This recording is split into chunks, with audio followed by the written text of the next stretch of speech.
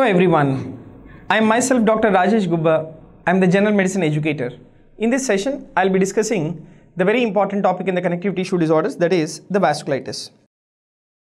So in my previous session, I was just classifying the vasculitis based on the size of the vessel, that is large, medium and as well as small vessel vasculitis, and then I have classified the vasculitis based on the age group. I have classified the vasculitis based on the ANCA, that is whether the individual has the C ANCA or the P ANCA, and we have classified the vasculitis based on the type of inflammation.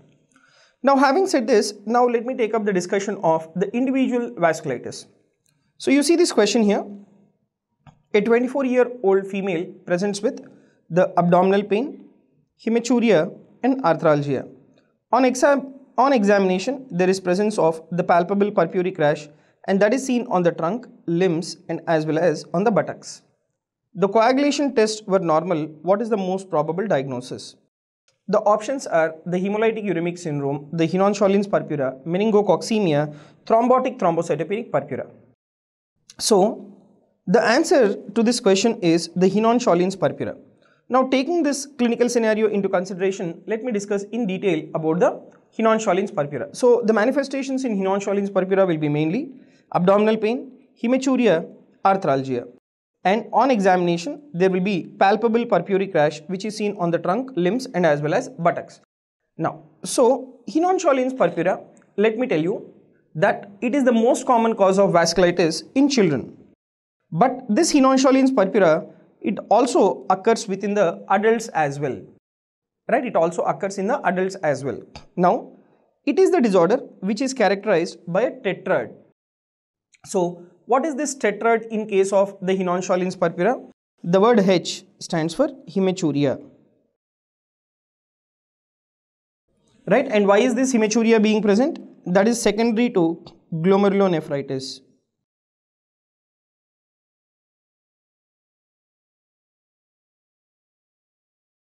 Right? And the word S stands for the skin rash. Right? And that is nothing but your palpable purpura.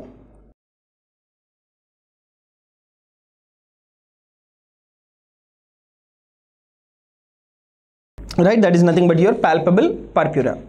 And the word P stands for pain within the joints and as well as pain within the abdomen.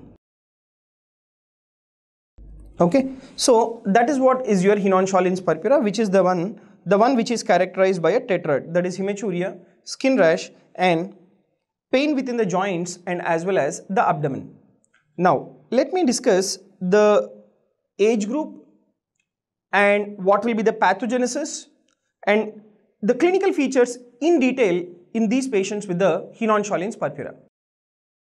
First and foremost, you need to know what is the age at which this Henone-Schönlein purpura is very common. The peak incidence of this Henone-Schönlein purpura, it is seen around 4 to 7 years. Right? It is seen around 4 to 7 years.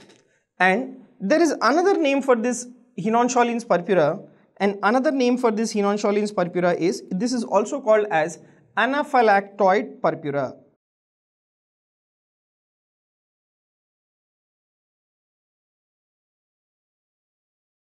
Right, this we call it as anaphylactoid purpura.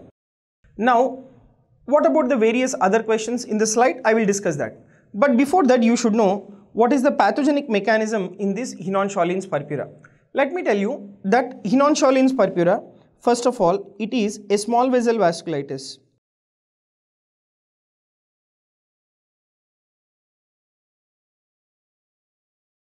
Right, it is a small vessel vasculitis. And it is an ANCA negative vasculitis. Right? It is an ANCA negative vasculitis. And the pathogenic mechanism in this Henone-Schönlein purpura is immune complex deposition within the blood vessel. Right? It is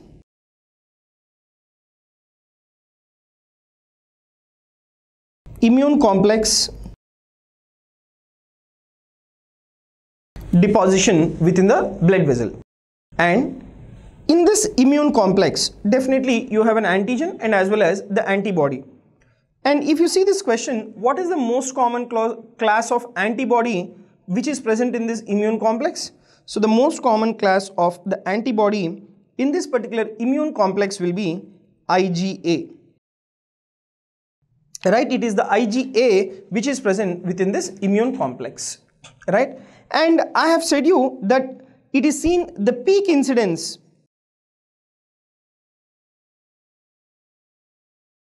Right, the peak incidence is around the age group of 4 to 7 years. But let me tell you, this Hinonscholins purpura, it is also seen in adults as well. Right, it is also seen in adults as well. But if the question is asked what is the most common cause of vasculitis in children, that will be your Hinonscholins purpura. Right, now we have discussed the pathogenic mechanism and age. Already I have discussed the peak incidence is around 4 to 7 years of age, but this can also be seen in adults as well. Now, what are the constitutional symptoms that you will have in these individuals?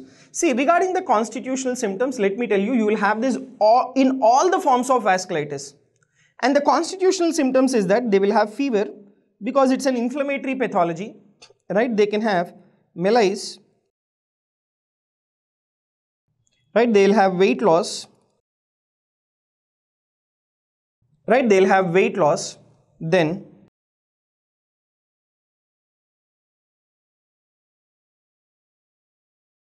presence of night sweats, and then these individuals will also have fatigue. Okay, so these are the constitutional symptoms that you will have in patients with the Hinonscholins purpura.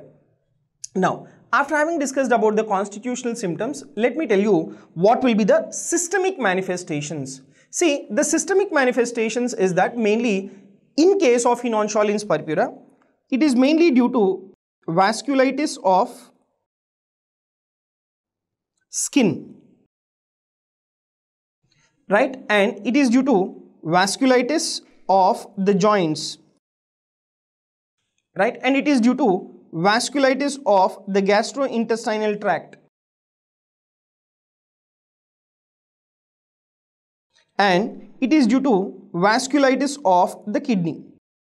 Now, accordingly, what will be the manifestations? Let me discuss. So, if you take the cutaneous manifestations, the individual will have the presence of palpable purpura,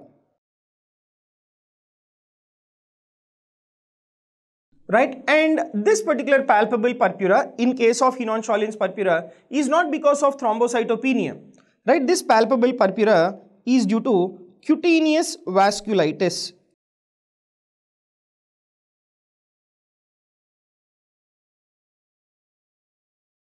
Right, it is due to cutaneous vasculitis. And this particular palpable purpura, it is most commonly distributed over the buttocks and lower extremities.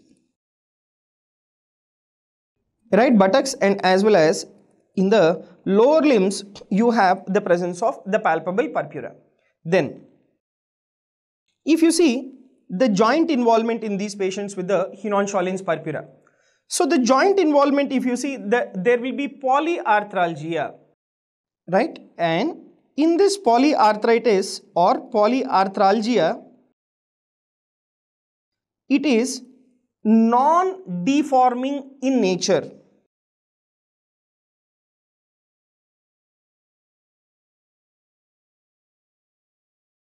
Right? It is non-deforming in nature. So it is like a non-erosive arthritis. And mainly, which particular joints are affected? It involves the large joints of the lower extremities.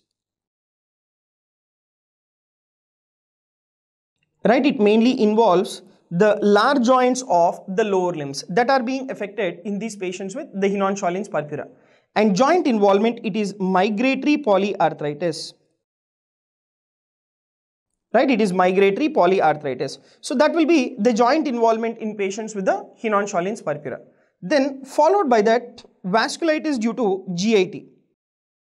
Right, followed by that vasculitis due to the gastrointestinal tract involvement. So due to vasculitis of the gastrointestinal tract involvement, the individual will have colicky abdominal pain, and that is the most characteristic feature.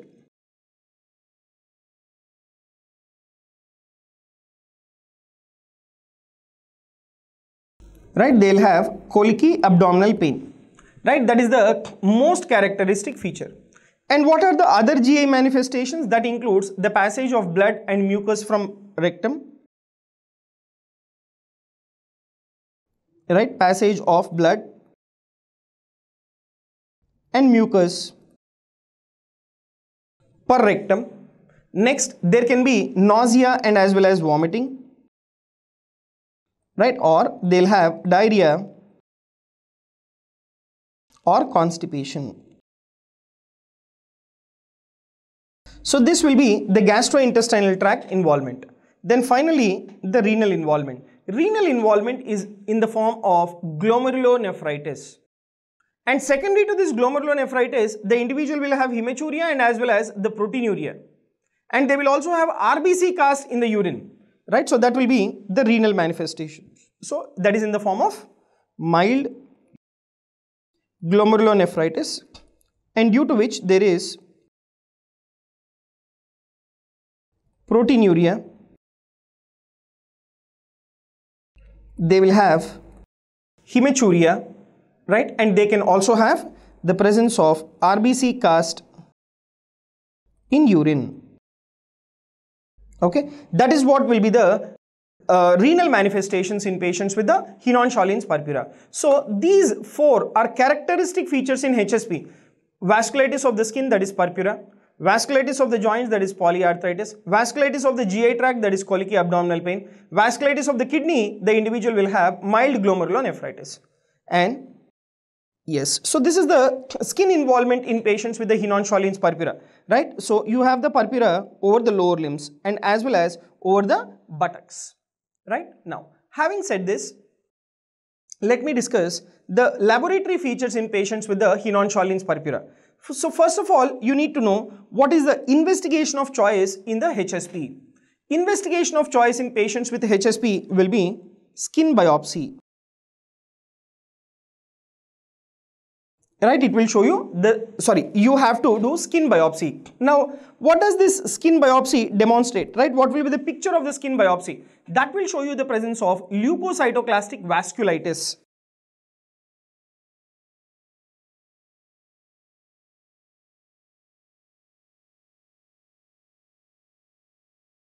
Right, that will show you the presence of leukocytic vasculitis, and along with this leukocytic vasculitis, there will be deposition of IgA and as well as C3.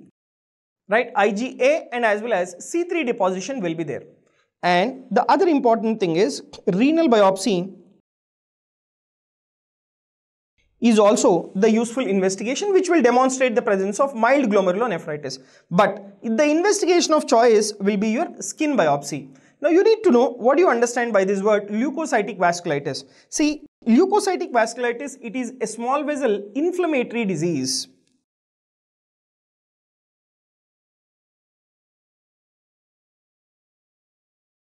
Right, it is a small vessel inflammatory disease, and that is mediated mostly by deposition of the immune complexes. Right, it is a small vessel inflammatory disease that is mediated by deposition of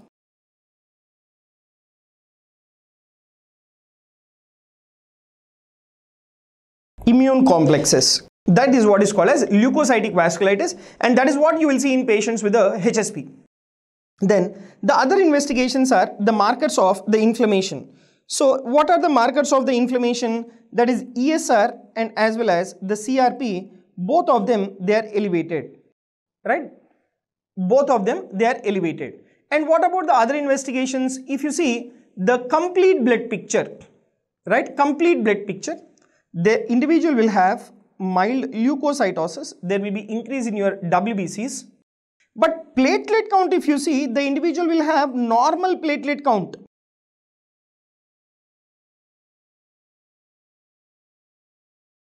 Right, the individual will have the normal platelet count. So these are some of the blood investigations, and WBC I said you mild leukocytosis will be there. There is no thrombocytopenia, the platelet count will be absolutely normal, right? And there can be a minimal anemia, right? There can be minimal anemia. So that is about the investigations in patients with the vasculitis. So let me just summarize the Henon-Schollen's purpura after having discussed about the investigations. So it is a small vessel vasculitis, and which is an ANCA negative vasculitis, right? Pathogenic mechanism is the immune complex deposition, right? And you have the IgA which is being present within the immune complexes, and the other important thing is it is usually seen in the age group. The peak incidence is around the age group of 4 to 7 years, and it is the most common cause of vasculitis in children because it is an inflammatory disorder. The ESR will be elevated and there will be increase in your leukocytosis, that is increase in leukocytes. But platelet count, if you observe, right, the platelet count, it is absolutely a normal platelet count. But then why do you have that purpura? That is due to cutaneous vasculitis, right? And there is no thrombocytopenia, right? This is a very important point. And urine examination shows the presence of RBC and as well as protein, and the presence of the RBC cast as well. And the constitutional symptoms will be present in all the forms of vasculitis, okay? And if you want to remember the Henon-Schollen's purpura, right, you can use this particular mnemonic, right? We have 10 P's for the Henon-Schollen's purpura, out of which the include, right, these P's include: number 1, palpable purpura. Next, another important P will be they'll have the normal platelet count, they'll have the presence of pruritus, and there will be pain within the abdomen and as well as the joints. And positive guaiac test, that is nothing but the presence of blood within the feces. And pressure, if you see, right, there will be increased blood pressure, right, proteinuria will be there, and prednisolone is a treatment. So these are the 10 P's of the Henon-Schollen's purpura that you can remember. Now, after having discussed about the HSP in detail, let me discuss the treatment of the Henon-Schollen's purpura. So before going ahead with that, you see this question. One of the following is characteristic feature of the Henon-Schollen's purpura: blood in the stools, thrombocytopenia, intracranial hemorrhage, susceptibility to infection. The answer is the presence of blood in the stools. Thrombocytopenia will not be there. The individual will have the normal platelet count.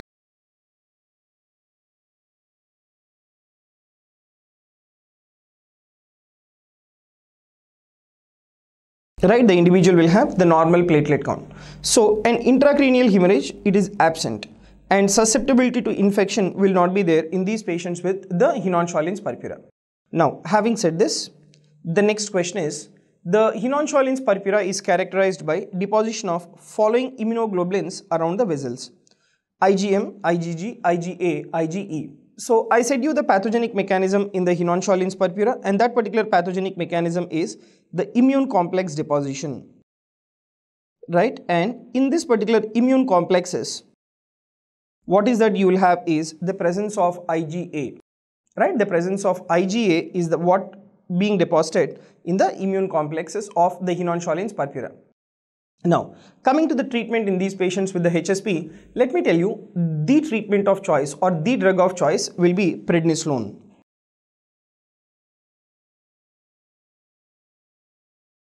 So this prednisolone you have to give in a dosage of 1 to 2 milligrams per kg per day, and this prednisolone should be given orally. Right, this prednisolone should be given orally, okay? And you have to remember that this prednisolone, it does not decrease the frequency of the proteinuria, right? There is no decrease in proteinuria with your prednisolone. So the drug of choice will be prednisolone. Next, in severe forms of the disease, what are the drugs that have to be given? You have to give rituximab, and plasma exchange have been successful. So in severe form of the disease, rituximab, right, rituximab has to be given, and plasma exchange.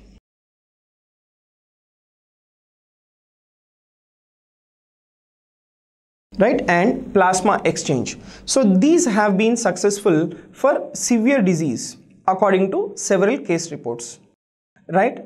And rapidly progressive disease with crescent formation on biopsy may be treated as an ANCA associated vasculitis. But for now, just remember, it is prednisolone, the drug of choice, but proteinuria cannot be treated with your prednisolone, and in severe forms of the disease, you need to give rituximab and plasma exchange have to be done. So this is about the treatment of the Henon-Schalins purpura. So to just summarize this topic of the Henon-Schalins purpura, you see this. You have the skin manifestations in the form of palpable purpura, right? Polyarthralgia or polyarthritis will be there, which is non-erosive arthritis, and there will be migratory arthritis. Gastrointestinal tract involvement will be there in the form of severe abdominal pain, and there will be gastrointestinal bleeding, right? And the renal manifestation will be in the form of glomerulonephritis, where the individual will have hematuria and as well as proteinuria. And complete blood picture, if you see, there will be mild leukocytosis and the platelet count will be absolutely normal. And electrolyte abnormality, there will be hyperkalemia, that is due to impairment of the renal function. Liver function test will be absolutely normal. And urine analysis, it will show you the presence of proteinuria, hematuria, and as well as the presence of the RBC cast. And ESR will be elevated because it's an inflammatory disease. And the serum IgA levels, right, that is being elevated. So in almost 60% of patients, they have elevated serum levels, right? And what will happen to your complement C3 and as well as C4?